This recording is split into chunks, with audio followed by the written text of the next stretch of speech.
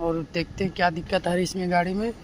और पिकअप बता रहा गाड़ी में क्या दिक्कत आ रहा गाड़ी में वॉइस नहीं चलता एरिया का। हाँ उसके लिए गाड़ी दबती है, पिकअप नहीं लेता है। पिकअप नहीं तो जीरो पिकअप है। गियर नहीं लेता कोई गियर सा। नहीं लेता। दूसरा अच्छा। गियर एक ही गियर में चलता एक ही गियर पे चलता है हमेशा। है। चलो गाड़ी भूबू भूबू करता है खाली, चलता नहीं है। चलता नहीं। ठीक है, देखते हैं क्लस्टर मीटर में क्या दिखाई दे रहा है। क्लस्टर मीटर में 1 पॉइंट यूरिया दिखाई दे रहा है अभी फिलहाल। अंकल इसमें यूरिया तो दिखाई दे रहा है 1 पॉइंट। तो डाला ही है। हाँ अच्छा, ये पूरा गायब हो जाता है? पूरा ही गायब हो जाता है? गायब हो जाता है अभी गायब हो जाता है। ऐसा अच्छा। हो रहा है। पूरा गायब हो जाता है। हाँ। कुछ दिखता ही नहीं है। नहीं। जब कुछ नहीं दिखता उस टाइम गाड़ी वो वायरिंग हिलता है तो दिख जाता है। वायरिंग हिलता है तो दिख हाँ। जाता है। अच्छा, लाइन ये सब आ रहा है, क्लियर है। और पोर्ट लगा देंगे यूजी पोर्ट लैपटॉप में। और यहाँ पे देखते हैं क्या दिक्कत आ रहा है। तो गाड़ी अपना 407 है, तो हम 407 में पहले तो आरडी में जाएंगे। आरडी में जाने के बाद आईएलसीबी में जाएंगे।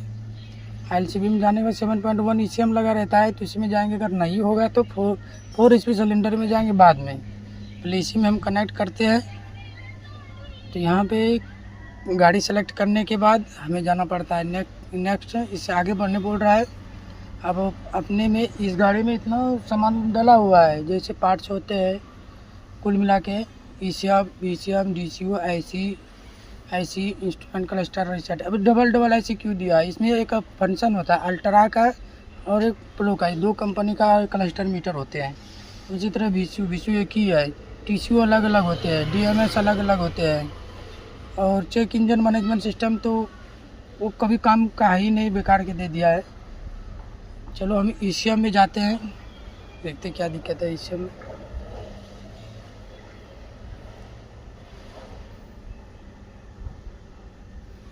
ये कनेक्ट हुआ है लेकिन ये ठीक से कनेक्ट नहीं हुआ है, या तो फिर अपना लैपटॉप में दिक्कत है। क्यों differential pressure sensor DP circuit short to ground दिखा रहा है, वो तो सही है। लेकिन यूरिया रिलेटेड इसमें आया है अभी टेम्पोररी में, और ये बता रहा है DTC डिस्क्रिप्शन नॉट अवेलेबल। लेकिन डायग्नोस्टिक TDS जो है ना गलत बता रहा है, डिस्क्रिप्शन नॉट अवेलेबल। क्या फॉल्ट है वो नहीं दिखा रहा है। तो इसको हम क्या करते हैं, बाइक करते हैं। बाइक करने के बाद को हटा देते हैं। आरडी हटाने के बाद चले जाते हैं ओनली BS6 में। ILCV में जाते हैं। ILCV में जाने से डीजल है, CNG नहीं है, 7.1। उसके बाद कनेक्ट करके देखते हैं क्या दिक्कत आ रहा है। तो फिलहाल इसमें अभी ठीक कनेक्ट हुआ है। इसमें आ रहा है DPF ओवरलोड फॉल्ट और डिफरेंशियल प्रेशर सेंसर फॉल्ट और differential pressure sensor DPF open circuit fault. तो ये कोड जो आ रहा है साइलेंसर से रिलेटेड आ रहा है, यानी ये फॉल्ट ये पढ़ने से मतलब यही हो जाता है डिफरेंशियल प्रेशर सेंसर, यानी कि डिफरेंशियल अलग अलग प्रेशर जो बताने वाले सेंसर का नाम रखा गया है डिफरेंशियल प्रेशर सेंसर। P2452 वो सिलेंसर पे लगा रहता है। डिफरेंशियल प्रेशर सेंसर जो टर्बो से और इंजन से धुआं जो निकलते हैं वो मापते हैं। जैसे सिलेंसर में 4 पार्ट होते हैं, DOC DPF SCR मिक्सर। तो DOC और DPF में जो हवा एक जगह से दूसरे जगह जाते हैं उसके प्रेशर को मापते हैं, कितना प्रेशर रहते हैं। जैसे आगे 400 प्रेशर है तो पीछे भी थोड़ा ज़्यादा रहना चाहिए। अगर आगे ही 600 हो जा रहा है और पीछे कुछ नहीं हो रहा है तो डिफरेंशियल हो गया, यानी कि सिलेंसर चौक है, आगे ज़्यादा दबाव है, चौक है, इसके कारण वो प्रेशर नहीं निकल रहा है जो प्रेशर ज़्यादा बता रहा है। तो इस फॉल्ट का को यही काम है प्रेशर नापने का। और ये जब भी आता है जब तो सिलेंसर चौक हो जाता है, या तो फिर सेंसर में फॉल्टी होता है, या तो वायरिंग ख़राब होता है, या फिर यूरिया नहीं खाएगा तो भी आएगा। क्योंकि यूरिया नहीं खाएगा तो टर्बो से निकले वाले धुआं वो ब्लैक होते ज़्यादा, और जब यूरिया स्प्रे होते हैं तो वाइट कण के माध्यम से स्प्रे के माध्यम से वो बाहर निकल जाते हैं, प्रदूषण भी नहीं होते हैं और वो सिलेंसर अंदर साफ भी होते हैं। और स्प्रे नहीं होता है तो साइलेंसर के अंदर कालिक बैठ जाती है। और कालिक जब बैठ जाती है तो साइलेंसर जब खोलते हैं तो खोलने के बाद भी ये देखने को मिलता है, जैसे हम सब चाय वो पीते हैं, चाय की छकनी जैसे रहती है, वैसे साइलेंसर की जाली बने हुए मधुमक्खी की तरह वो जाके उसमें बैठ जाते हैं कालिक। तो हवा बंद हो जाते हैं, एक जगह से दूसरे जगह नहीं जाते हैं। इंटैक्ट लाइन से आउटलेट लाइन तक हवा नहीं जाते हैं। तो साइलेंसर भी इसमें चौक हो सकता है। तो देखना पड़ेगा क्या दिक्कत है। हम इसको रीसेट करते हैं। और ये बोल रहा था यूरिया भी नहीं बताता है, तो यूरिया का तो देखना पड़ेगा क्या दिक्कत है, वायरिंग भी देखना पड़ेगा।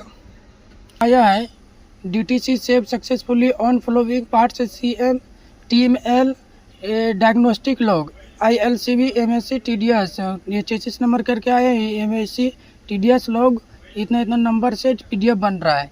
तो हम क्या करते हैं, इसको हम ओके करते हैं, क्योंकि इसमें जो कोड दिखाई दे रहा है तो कस्टमर के ना यूरिया नहीं बता रहा है, यूरिया का रिलेटेड कोड ही नहीं आया था।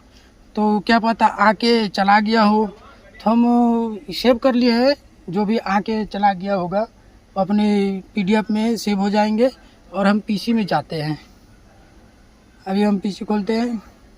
PC खोलने के बाद मैं डेस्कटॉप में जाता हूँ, डायरेक्ट डेस्कटॉप में छोड़ देते क्यों डेस्कटॉप में नहीं सेव किया हो। डायरेक्ट हम PC में जाते हैं। जिस PC में गए उसके बाद लॉग डिस्क में, उसके बाद TML में गए। TML में जाने के बाद में डायग्नोस्टिक पे जाएंगे। डायग्नोस्टिक में जाने के बाद RD पहले RD में कनेक्ट किए थे तो उसमें फुल कोड गलत दिखा रहा था, तो मैं ILCB में डायरेक्ट जाते हैं। उसके बाद ILCB में जाने के बाद EMS में जाते हैं। EMS में जाने के बाद TDS करते हैं। उसके बाद इसमें बहुत सारी गाड़ी में हम लैपटॉप लगाए हैं, तो बहुत सारा PDF बना हुआ पहले से, जो डिलीट हम नहीं किए हैं। तो करते हैं क्या, इसको हम यहाँ पे ये जो सीरियल नंबर रहता है मतलब चेसिस नंबर, ये हम डालते हैं। इसमें डालने का MAT इतना डाले तो देखो MAT पूरा आ गया। उसके बाद डालते हैं 804702 804702, ये सेव नहीं बता रहा। 804702 सेव नहीं बता रहा है। 804702 गलत बता रहा है। एक भी MAT 804702 फ्रेंड्स सेव नहीं हो पाया, किसी तरह दिक्कत हो गया गाड़ी में या तो लैपटॉप में। तो एक बार ही होता है, दोबारा नहीं होता। हम डिलीट भी कर दिए हैं। अभी हम सेव भी करेंगे, रीसेट करके सेव करेंगे तो खाली पेज ही सेव हो जाएगा, क्योंकि यहाँ पे ये जो चीज़ दिख रहा है ये चीज़ आएगा। 6 महीने का डिटेल से नहीं निकलेगा, तो कोई दिक्कत नहीं। अब हमको चेक करना पड़ेगा।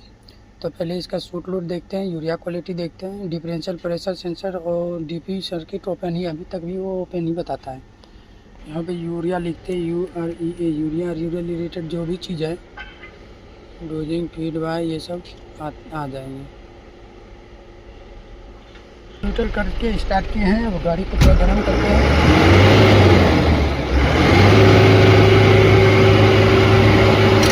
यह प्रेशर बढ़ने लगा है। सूट लोड काफ़ी ज़्यादा है इसमें। DPF सूट लोड जो है delta pressure DF suit load और डेल्टा प्रेशर 160 दिखा रहा है। डेल्टा प्रेशर देखो कितना बढ़ रहा है। डिफरेंशियल प्रेशर अभी भी ओपन बता रहा है, तो देखते हैं। वायरिंग फॉल्टी बता रहा है, कनेक्शन पिन डैमेज बता रहा है, और 10% टॉर्क का रिडक्शन है, यानी कि 10% गाड़ी दबेगी। तो 10% लिख के आ रहा है। इस फोल्ड से 10% पे नेक्स्ट करते हैं। इतना वायरिंग चेक करने अपने को बोल रहा है। डिफरेंशियल प्रेशर 1 2 3 बार वाला डिफरेंशियल प्रेशर सेंसर है। और EMS से 57 45 59 से होके कनेक्टर, वायरिंग कनेक्टर से होते हुए DP सेंसर पे जाएगा। तो यहाँ पे वो DP सेंसर लगा हुआ, पिन 1 पिन 2 पिन 3, ये चीज़ यहाँ पे है सिलेंसर में। तो देखते हैं उसका वायरिंग टूटा है कि नहीं टूटा है, या तो फिर वायरिंग वगैरह इसका चेक करते हैं, कहीं ना कहीं दिक्कत तो है। और ओरिजिनेशन भी करेंगे तो ओरिजिनेशन नहीं होगा, क्योंकि कोई भी कोड रहेगा तो ओरिजिनेशन करके हम देखते रीजनेशन लेता है क्या।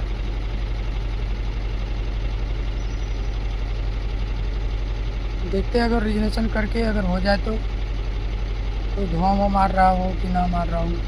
सर्विस सेट आइडियल है, इसमें जाएंगे स्टार्ट तो देखो।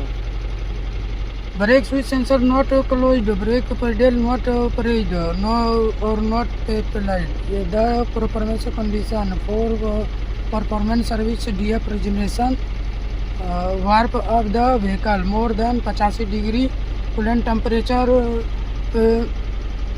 Preferably by vehicle running DOC in temperature should be 200 degree Celsius. Bring the vehicle to ideal and ensure that engine is on start for mode. उस टाइम जब रिजनेशन करते थे break का लिख के आता था और हैंड ब्रेक का उसका भी काम कर दिया हूँ। और मैं ये सेटिंग नहीं हो रहा था, इसका भी सेटिंग कर दिया हूँ ब्रेक का। देखो ये स्विच ऑटोमेटिक घूम जा रहा है, तो भी उसमें देखो ये ब्रेक दबा रहे काम कर रहा है, ऑफ ऑन हो रहा है।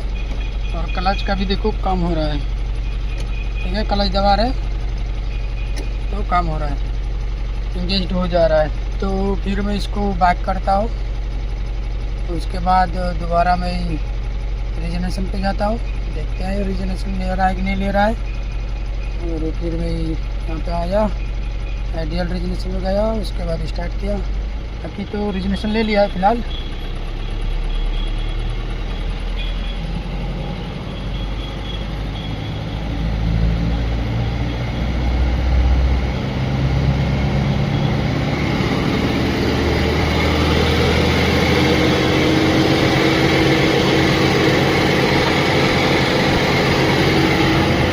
ना ही हमको क्लच एक्सीलेटर दबाना है, ना ब्रेक दबाना है, ना क्लच दबाना है। और न केबल डिस्कनेक्ट होना चाहिए, न लैपटॉप का बैटरी डाउन होना चाहिए, या अपना डेस्कटॉप है जो इसका लाइट ऑटोमेटिक कर्सर ऑफ नहीं होना चाहिए, नहीं तो रिजनेशन छोड़ देगा। यदि रिजनेशन बीच बीच में छोड़ पकड़ करेगा तो शूट लोड कम ना होकर शूट लोड बढ़ जाएगा, तो प्रॉब्लम घटेगा नहीं, प्रॉब्लम और बढ़ जाएगा। और बार बार रिजनेशन करने से दिक्कत ही होता है, दिक्कत ये होता है कि इसमें डेल्फी इंजेक्टर लगे होते हैं, और बार बार अगर रिजनेशन करते हैं तो डेल्फी इंजेक्टर फेल होने का ज़्यादा चांस होते हैं, एवरेज भी नहीं देते हैं, बाइक फ्लो भी हो जाते हैं। और इंजेक्टर इसलिए फेल होते हैं कि जब हम रिजनेशन करते हैं, जैसे आइडियल में 9 क्वांटिटी में इंजेक्टर स्प्रे करते हैं, इसमें डबल टेबल हो जाते हैं और बहुत ज़्यादा गर्म करते हैं साइलेंसर को।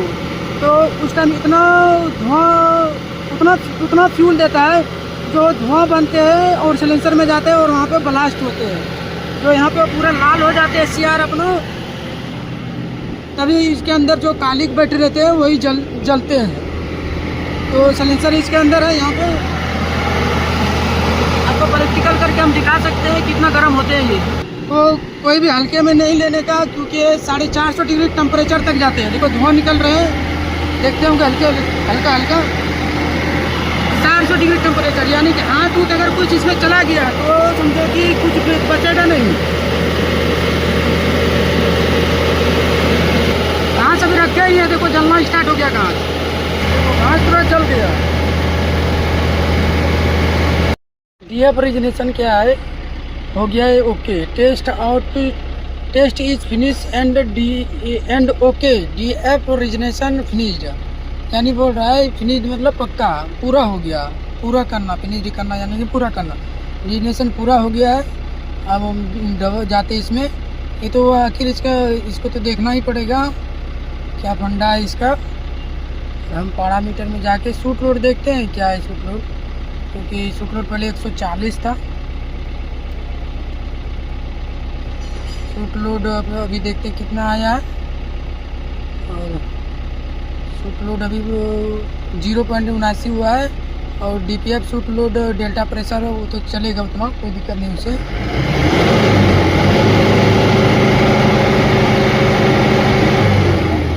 अब यूरिया भी ये फुल बताने लगा है, रिजनेशन होते ही यूरिया बताने लगा, बताओ, रिजनेशन होते ही यूरिया बताने लगा। पहले ये यूरिया नहीं बता रहा था। यूरिया नहीं डाले ना अंकल अभी?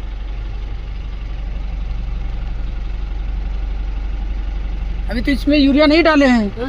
यूरिया नहीं डाले हैं ना अभी, अभी तो नहीं लेकिन डाले थे। हाँ, परसों डाले थे, लेकिन अभी वो फूल बताने लगा। हाँ तो वो फूल कभी कभी फूल बता देता है। अच्छा, कभी कभी फूल ही नहीं बताता हाँ। है। प्रेशर कट जो कोड आ रहा है वो वायरिंग हम चेक कर रहे हैं, कहीं पे रगड़ा वगड़ा तो नहीं है, कहीं पे रगड़ा भी नहीं है, सब सही है।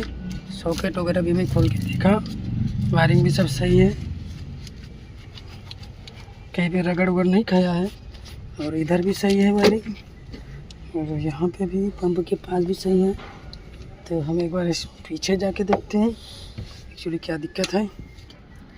जो डीपी सेंसर का कोड आया था, वायरिंग वगैरह आगे पूरा सही था, तो वही अपना इंजन से निकल के धुआं जो आते हैं टर्बो में, टर्बो से आते हैं टीवी में, टीवी से हो के आते हैं डीओसी में, उसके बाद डीओसी हो गया, इससे डीपीएफ हो गया, डीओसी हो गया, मिक्सर चैम्बर हो गया और एससीआर हो गया। तो अपना मिक्सर चैम्बर और DOC DPF, mixer chamber DPF का प्रेशर डिफरेंस प्रेशर, यानी कि अलग अलग प्रेशर को मापते हैं ये सेंसर। ये दोनों पाइप जाते हैं यहाँ पे और ये पाइप सेंसर मापते हैं ये सेंसर। और ये सेंसर में यहाँ पे वायरिंग ही नहीं लगा है, खुला पड़ा है, जिसका कोड देता है। और अगर रिजनेशन टाइम पे नहीं होगा तो भी यूरिया नहीं बताएगा, गाड़ी पुअर पिकअप हो जाएगा, सिलेंसर में ज़्यादा रस्ट हो जाएगा, इस वजह से ब्लैक धुआं मारेगा पूरा, गाड़ी से ब्लैक मारेगा पूरा। तो ये सब प्रॉब्लम आएगा इसमें। तो इसको लगा के देखते हैं हम, स्प्रे वगैरह से साफ करके पहले बात है क्या फुल कोट जा रहा है कि नहीं जा रहा है वो भी देखते हैं। तो हम इसमें स्प्रे मार दिए हैं,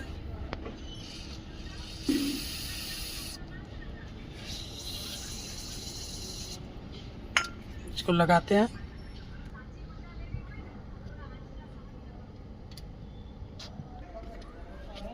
तो चाबी ऑन करते हैं,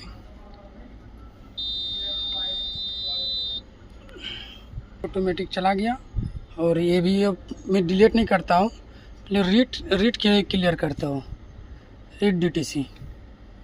तो रीड डीटीसी में नहीं गया है, क्लियर करते हैं, क्लियर में देखते गया कि नहीं है, रीड करते हैं, अभी भी ये नहीं गया है।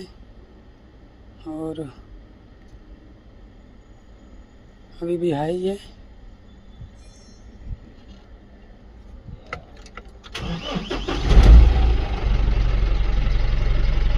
ये अभी जा नहीं रहा है, चल नहीं गया है।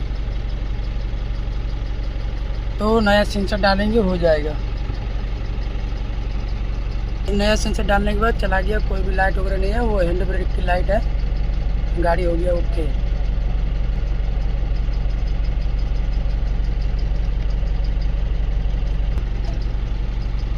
अभी सब गियर ले रहा है ना, हैं? अब सब गियर लेने लगा, अब कोई दिक्कत नहीं है। अभी यूरिया भी बता रहा है, अभी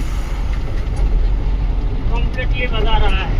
और अभी लाइट भी नहीं मीटर में कोई सा, सही है, सब सब सही है ना। चलो